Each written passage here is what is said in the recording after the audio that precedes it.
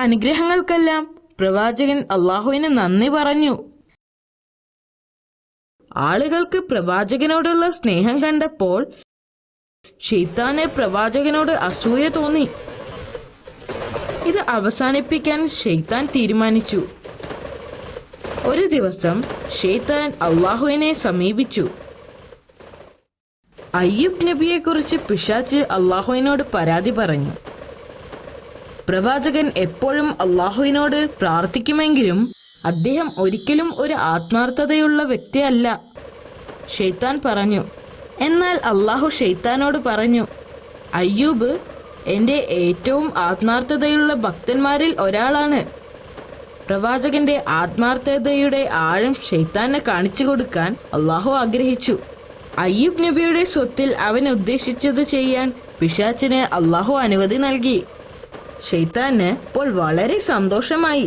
ശൈത്താൻ പ്രവാചകന്റെ ഉടമസ്ഥതയിലുള്ളതെല്ലാം നശിപ്പിക്കാൻ തുടങ്ങി. അവൻ അദ്ദേഹത്തിന്റെ കൃഷിസ്ഥലങ്ങളും കന്നുകാലികളും എന്നിവിടങ്ങളെല്ലാം കത്തിച്ചു കളഞ്ഞു. അവൻ അദ്ദേഹത്തിന്റെ എല്ലാ ദാസന്മാരെയും നശിപ്പിച്ചു. അയ്യൂബ് നബി ഇപ്പോൾ എല്ലാം നഷ്ടപ്പെട്ടവനായി മാറി. ആ സമയത്ത് ശൈത്താൻ ഒരു വൃദ്ധന്റെ വേഷത്തിൽ പ്രവാചകനെ വഴിപിഴപ്പിക്കാൻ സമീപിച്ചു.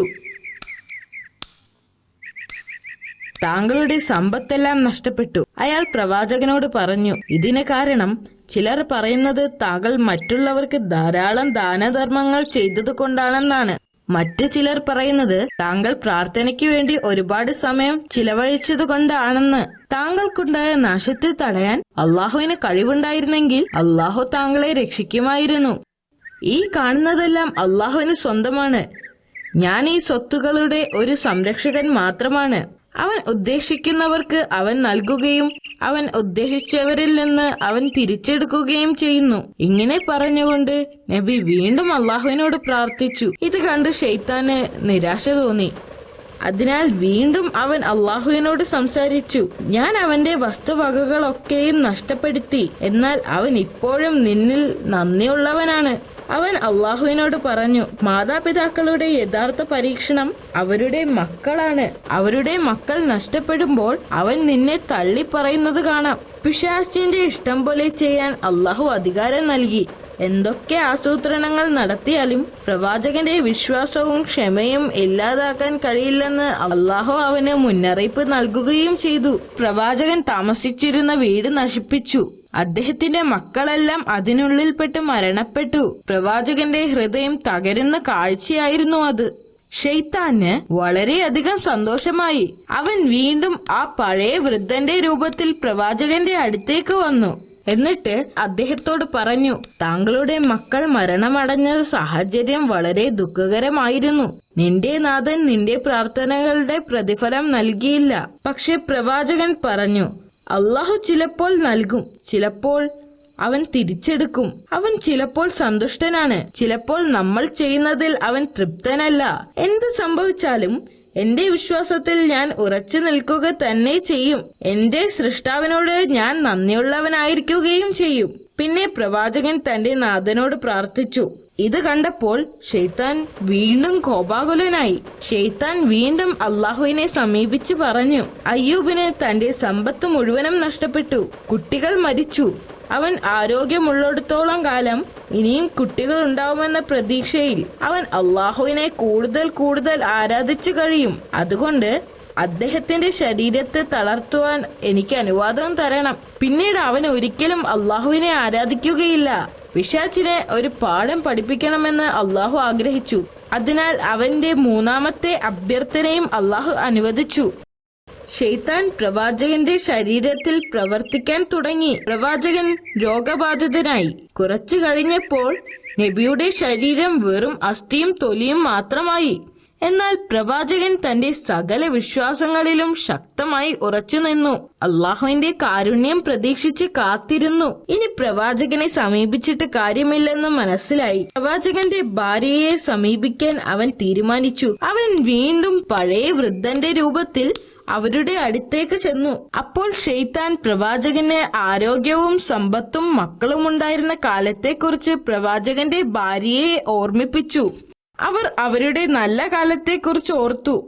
തങ്ങൾക്ക് നഷ്ടപ്പെട്ട മക്കളെയും സമ്പത്തും ഭർത്താവിന്റെ ആരോഗ്യവും ഓർത്തപ്പോൾ അവരുടെ കണ്ണുകൾ നിറഞ്ഞൊഴുകി. ശൈത്താൻ തിരിച്ചു പോയപ്പോൾ അവർ പ്രവാചകന്റെ അടുത്തേക്ക് പോയി.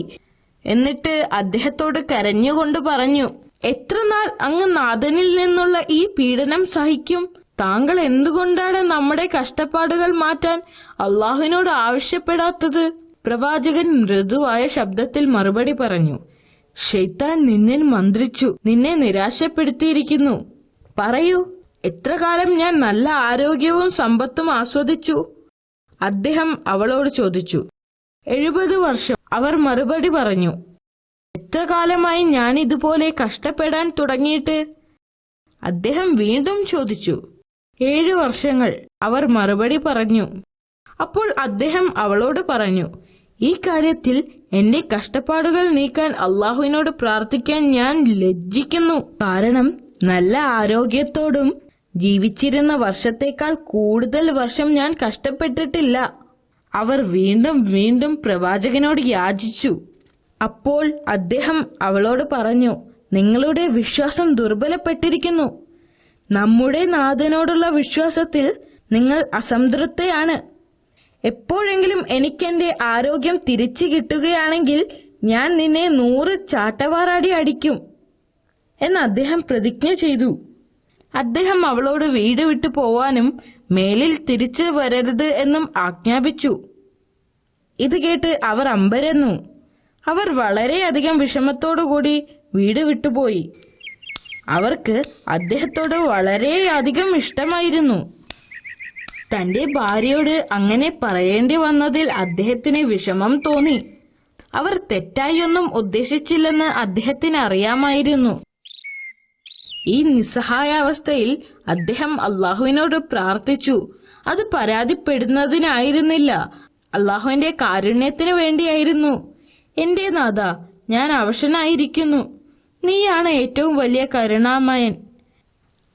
പ്രവാചകന്റെ പ്രാർത്ഥന സ്വീകരിച്ച് അള്ളാഹു അദ്ദേഹത്തോട് കരുണ കാട്ടുകയും ചെയ്തു.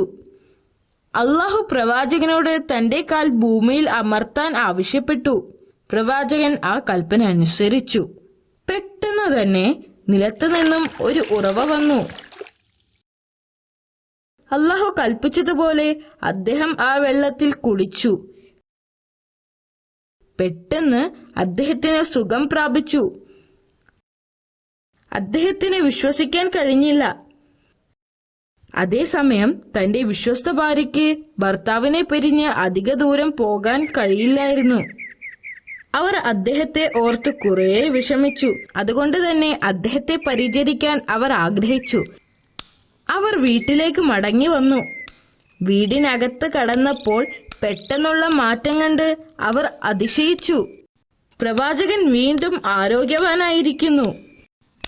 അദ്ദേഹത്തിന്റെ എല്ലാ അസുഖങ്ങളും ഇല്ലാതായിരുന്നു. അവർ അദ്ദേഹത്തെ കെട്ടിപ്പിടിക്കുകയും അള്ളാഹുവിനോട് നന്ദി പറയുകയും ചെയ്തു.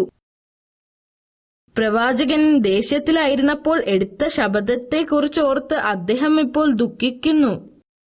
ആരോഗ്യം തിരിച്ചു കിട്ടുകയാണെങ്കിൽ ഭാര്യയ്ക്ക് 100 അടി നൽകുമെന്ന് സത്യം ചെയ്തിരുന്നു.